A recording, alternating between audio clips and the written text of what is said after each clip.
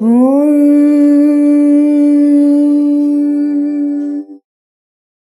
ద్వైత విశిష్టవాద కుశవైరద్వైత భక్తృర్చితం సార విచార చారు మనసం సంఘావతం వల్లభం స్వాప్తానాప్త సమస్త జీవ సదయం జ్ఞానాశ్రయమాశ్రయం స్వాప్తానాప్త సమస్త జీవ సదయం జ్ఞానాశ్రయమాశ్రయం వందే ద్వైత గురుం జగతాం ధీశంకరం శంకరం వందే ద్వైత గురుం జగతాం ధీశంకరం శంకరం.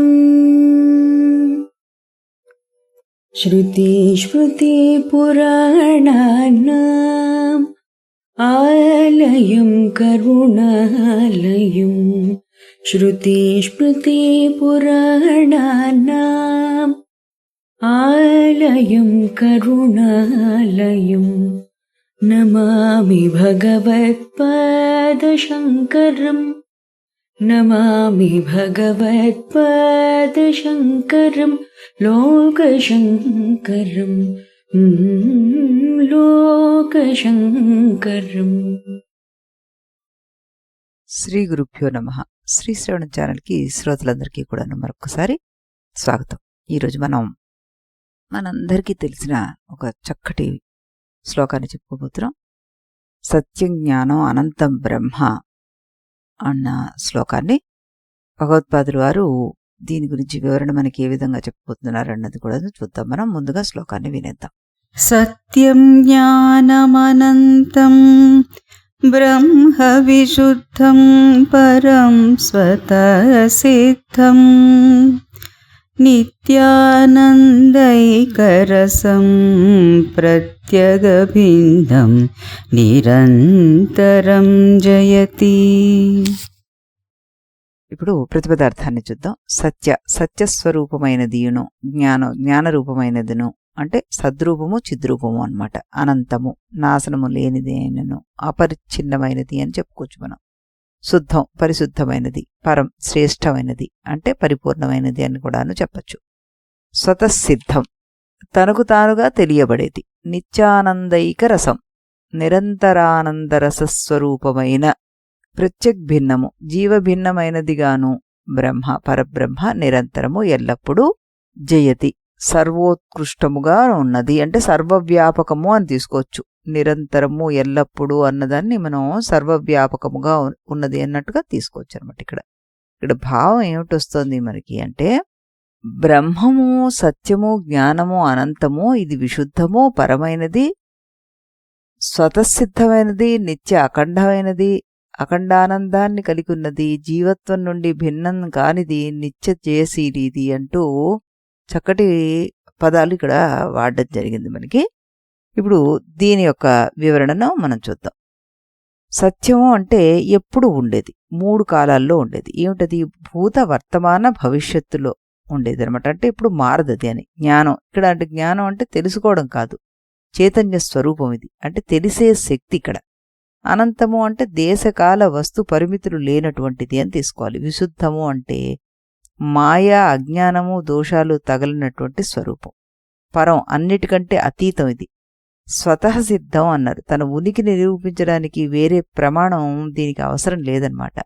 నిత్యానందైక రసం ఎప్పుడూ ఒకే రకమైన ఆనంద స్వరూపంతో ఉంటుంది, మధ్యలో దుఃఖంతో కలిసిన ఆనందం కాదది అంటూ మనం చక్కగా చెప్పుకోవచ్చు. ప్రత్యగ్భిన్నము అంతరాత్మకు వేరు కానటువంటిది అంటే మనం నువ్వే అని అర్థం అనమాట. నిరంతరము అంటే విరామం లేనటువంటిది. జాగ్రత్త స్వప్న సుషుప్తి 3 స్థితుల్లోనూ అది ఉంటుంది.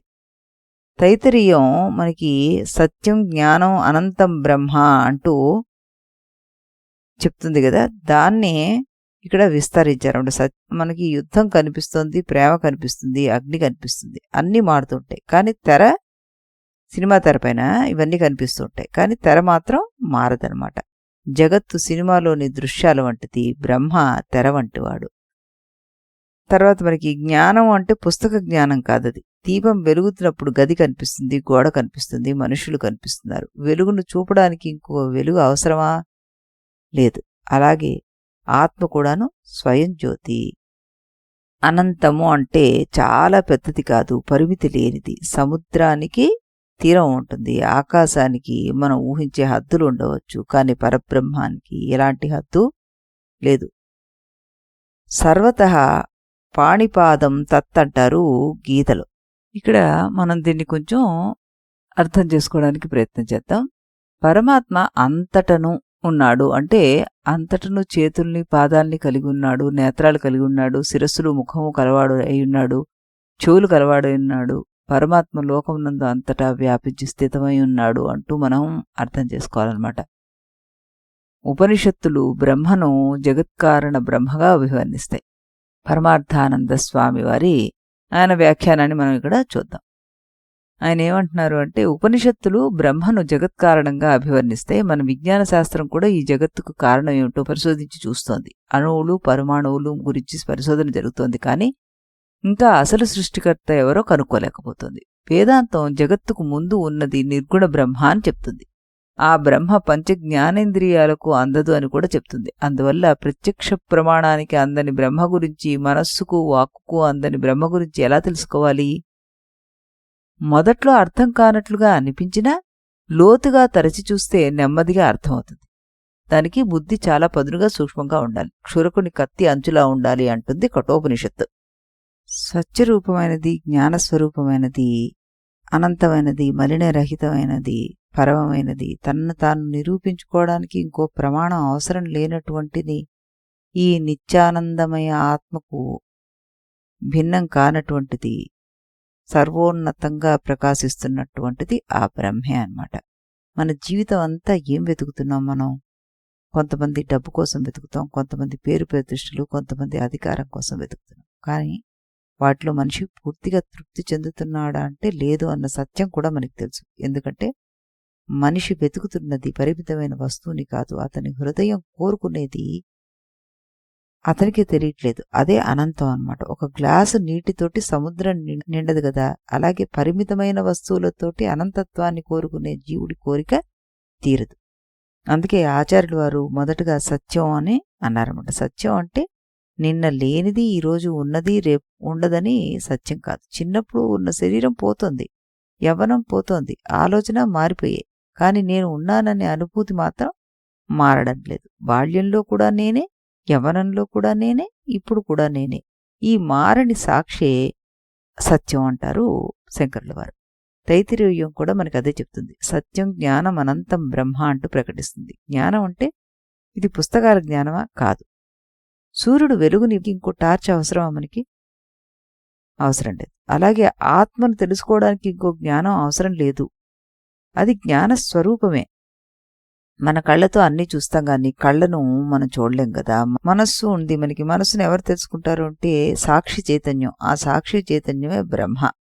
ప్రపంచంలో ప్రతి వస్తువుకి హద్దు ఉంటుంది, కానీ బ్రహ్మకి హద్దు లేదు. మయా తతమిదం సర్వం అంటారు. అంటే సమస్త విశ్వం అంతా నాతోనే వ్యాపించి ఉంది అంటారు అని కృష్ణ పరమాత్మ చెప్తాడనమాట. విశుద్ధం. మనసు కోపం అంటుకుంటుంది, శరీరానికి వ్యాధి అంటుకుంటుంది, కానీ ఆత్మకి ఏది అంటుకోదు. ఆకాశంలో పొగ కనిపిస్తుంది, పొగ ఆకాశాన్ని మలినం చేస్తుందా? లేదు. అలాగే పాపం, పుణ్యం, దుఃఖం ఇవన్నీ మనస్సుకి సంబంధించినవి. ఆత్మ ఎప్పుడూ విశుద్ధంగానే ఉంటుంది. స్వతఃస్థితం అన్నది ఇది అద్భుతమైన పదం. అసలు మనం ఉన్నామని నిరూపించుకోవడానికి ఏమైనా సర్టిఫికెట్ కావాలా? అదే స్వతఃసిద్ధం అనమాట. బ్రహ్మ కూడా అలాంటిదే. దాన్ని నిరూపించడానికి వేరే ప్రమాణం అవసరం లేదు. నిత్యానందైకరసం అన్నారు. అంటే మనకు తెలిసిన ఆనందం పరిస్థితుల మీద ఆధారపడి ఉంటుంది. పరీక్ష పాస్ అయితే ఆనందం, కొత్త ఇల్లు వస్తే ఆనందం, తర్వాత తగ్గిపోతుంది. ఆనంద ప్రతిబింబం మాత్రమే అది అని అప్పుడు మనం తెలుసుకుంటాం అనమాట. అసలు ఆనందం మన స్వరూపమే. గాఢ నిద్రలో ఏ వస్తువు లేకపోయినా సుఖంగా ఉంటున్నాం. ఆ సుఖానికి మూలం ఆత్మ. ప్రత్యేక్ భిన్నం అన్నారు శ్లోకంలో మనకి. అంటే అందుకే ఇక్కడ బ్రహ్మ ఎక్కడో వైకుంఠంలో లేదు, ఎక్కడో కైలాసంలో మాత్రమే లేదు, నీ హృదయంలో నేను నేను అంటూ ప్రకాశిస్తున్న సాక్షి చైతన్యమే అంటారు ఆచార్యుల వారు. అందుకే దానికి ప్రత్యేక భిన్నము అన్నారు. అంతరాత్మకు భిన్నమేం కాదయ్యా, అది వెతుకుతున్నవాడే వెతకబడే వస్తువు కూడాను, చూస్తున్నవాడే దర్శనం ఇవ్వబోయే దేవుడు అంటూ కూడాను చెప్తారనమాట ఆయన. అందుకే మనకి ఇక్కడ భగవద్గీతలో ఈ సర్వతః పాణిపాదం తత్ అంటారు, సర్వవ్యాపకం అన్న చోట.